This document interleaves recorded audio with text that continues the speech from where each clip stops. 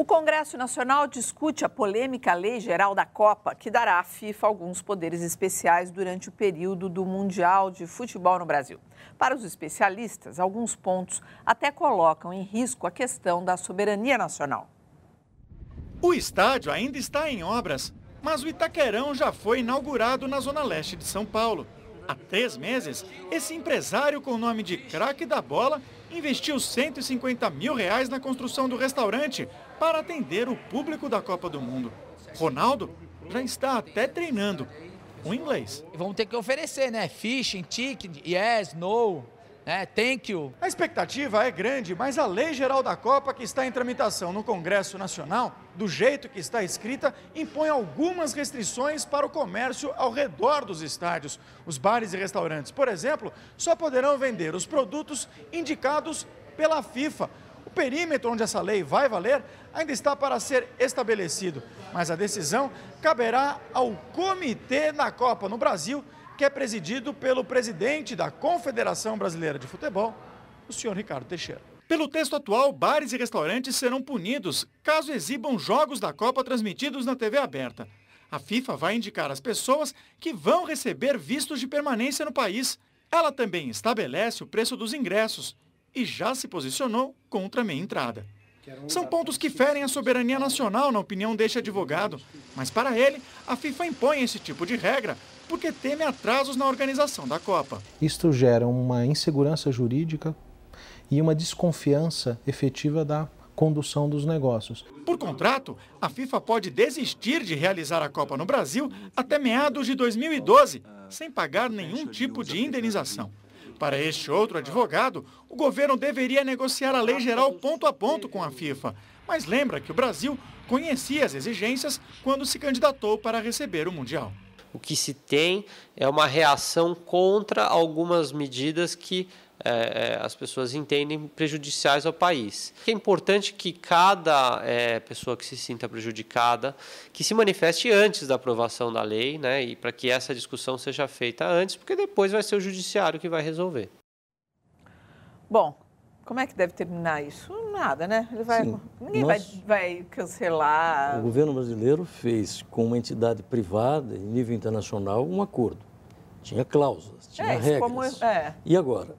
Acontece que essas regras não podem ser contrárias à legislação vigente no país. Por exemplo, nós não vendemos bebida alcoólica nos estádios. Foi uma conquista não vender isso. Agora, a FIFA quer que nós vendamos. Tá bom, e como é que nós vamos fazer? Vamos vender porque a FIFA quer?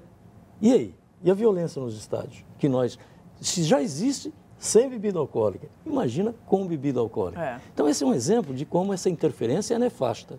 Há de se chegar a um acordo. Eu concordo que, né, a soberania nacional, ou seja, as leis nacionais, elas têm que ser respeitadas. E o que a FIFA quer é um conjunto de leis que dá superpoderes à FIFA, à própria CBF.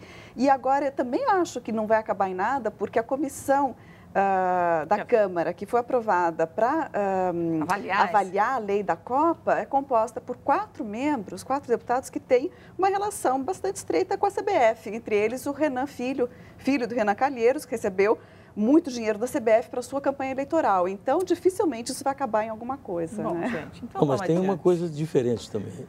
A presidenta Dilma tirou das mãos do ministro do Esporte as articulações com a FIFA. Então, agora, a FIFA tem que se relacionar com a ministra-chefe da Casa Civil ou com a presidente da República. Quer dizer, está mais centralizado. E não mais com o ministro do Esporte. Aliás, a presidente está cada vez mais centralizando, porque os meninos não estão se comportando bem. Eu diria que ela está saneando. Olha, bom, não sei se eu vou aqui no Twitter ou se eu vou adiante. Eu vou adiante, depois eu volto aqui e coloco alguns twitters na nossa roda. O policial militar que denunciou um suposto esquema de desvio de recursos do Ministério do Esporte prestou depoimento à Polícia Federal. O ministro Orlando Silva se explicou ao Senado. Na audiência no Senado, o ministro do Esporte voltou a afirmar que não há provas das acusações contra ele. Por isso, vai processar o policial militar João Dias Ferreira e o motorista Célio Soares, que fizeram as denúncias sobre desvio de recursos em sua pasta. Orlando Silva também foi questionado sobre o terreno por onde passa um duto da Petrobras, que ele comprou em Campinas e onde constrói uma casa. Há suspeita de informação privilegiada, porque o terreno poderia ser desapropriado. O ministro afirmou que a área é o único patrimônio que possui. Uma casa que tem 110 metros quadrados. É a área total que tem esse imóvel que está sendo construído e vai ser a primeira casa que vou ter na vida. Sobre a suspeita de favorecimento de integrantes do PCdoB, partido do ministro, na escolha de organizações não governamentais que fazem parcerias com a pasta do esporte, Orlando Silva afirmou que não tinha informações detalhadas sobre os convênios. Nós firmamos, na história desse programa, 910 convênios. O senhor deve considerar que não é simples eu, de memória, dominar informações de 910 convênios. O policial João Dias, que ontem esteve reunido com parlamentares da oposição, prestou depoimento à Polícia Federal e voltou a afirmar que vai apresentar provas materiais das denúncias. Daqui a uma semana, o PM será ouvido no Congresso. A passagem do PCdoB pelo governo tem sido complicada. Esse PCdoB do Netinho de Paula é diferente do PCdoB do João Amazonas que eu conheci, Maurício Grabois, etc. Então, esse PCdoB já está mais ajustado ao esquema dos partidos tradicionais. E aí surgem essas situações. Agora, eu como advogado tenho que dizer uma coisa, o ministro quando fala, cadê as provas? Quando o denunciante vai ao Congresso procurar senadores, não leva as provas. Mas ele disse que terá as provas. Sim, vai à Polícia Federal para ser ouvido, não leva as provas, até então eu estou do lado do ministro, porque se não apresentarem as provas, como é que eu posso censurá-lo? Você vê assim também, Aline? Eu acho que a gente tem que ter, sim, cautela nesse caso, esperar realmente que apresentem essas provas e, enquanto isso não acontecer... Eu não tenho nenhuma simpatia pela gestão desse ministro. Por quê? Eu não tenho nenhuma simpatia. Por que você Eu acho que ele não é o ministro ideal para chefiar o esporte, a pasta dos esportes no país. Eu acho que precisava ter gente... Por quê? Você acha que ele é fraco? Eu acho que devia ter gente mais identificado com a área, cuidando desse ministério.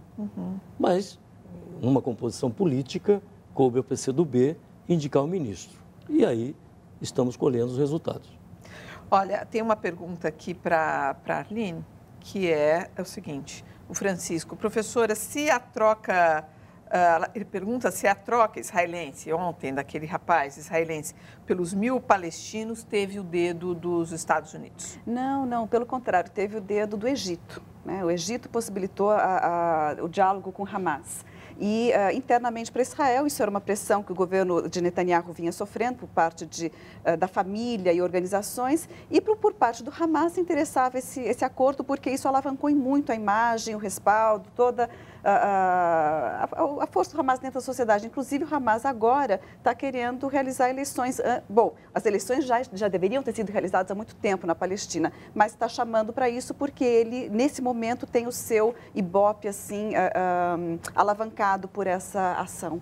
Né? E aí, me permite, professora, se o Hamas disputa a eleição e ganha, o que vai dizer o governo de Israel depois, diante das tratativas de paz?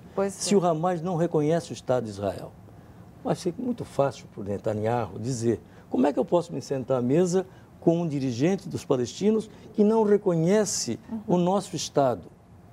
E aí uma contradição aflora, né? Porque como é que ele pode negociar com Hamas a soltura de 1.027 prisioneiros, mas não pode negociar com Hamas questões outras, né? Olha, por unanimidade, a Comissão de Constituição e Justiça do Senado aprovou hoje o projeto de lei que cria a Comissão da Verdade. No período de 2 anos, a comissão vai investigar e divulgar, ao final do processo, as violações aos direitos humanos no período que vai de 1946 a 1988, o que inclui aí os crimes da ditadura militar. Na investigação serão usados também documentos já registrados em outras comissões. Agora, o objetivo do governo é encaminhar o projeto para votação na semana que vem em plenário, sem que precise ser avaliado novamente por outras comissões. Algum questionamento com relação ao período? Ou não? É bastante longo esse período, né? Apesar de que o que dizem é que o foco da comissão vai ser realmente no período militar e que esse período amplo foi necessário redigir a proposta dessa forma para que pudesse ser aprovada. Inclusive, todo o vocabulário do texto é bastante... mostra que a negociação não foi fácil. Né? Mostra que, apesar de tudo, parece que o Brasil não está preparado para encarar como deveria encarar os crimes da ditadura.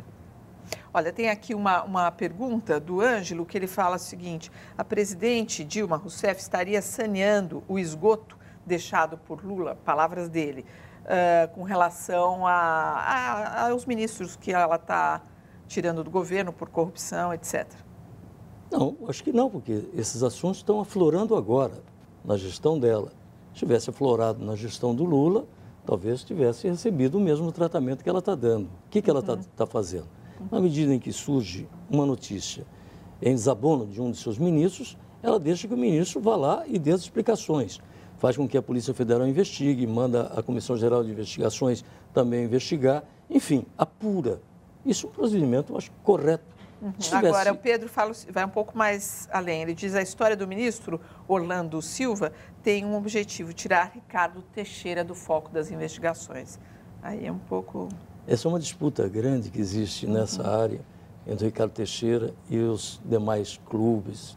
Enfim, um monte de gente que quer derrubar o Ricardo Teixeira, que está entronizado como se fosse numa herança vitalícia do João Avelange, com cuja filha ele era casado.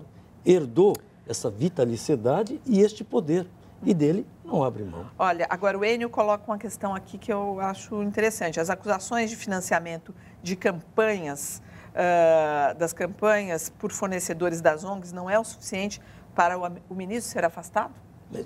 Eu acho que sim, se provar que houve corrupção nesse financiamento das ONGs. A hora que aparecer essa corrupção, eu acho que o ministro vai ficar desacreditado se alguém mostrar a prova e que se espera que esse denunciante o faça. Olha, há 20 anos, Ayrton Senna conquistou o tricampeonato mundial de Fórmula 1. Nosso mais carismático piloto de Fórmula 1 está no arquivo especial de hoje. Ayrton Senna da Silva foi campeão em 1988 e 1990.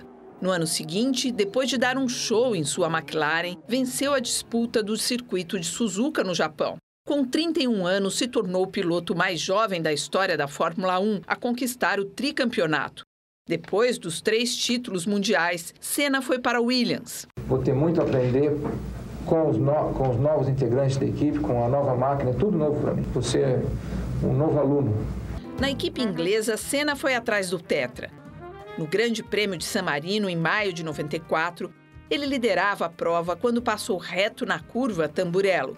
Era o fim de uma carreira brilhante. A notícia da morte de Ayrton Senna comoveu o Brasil e o mundo.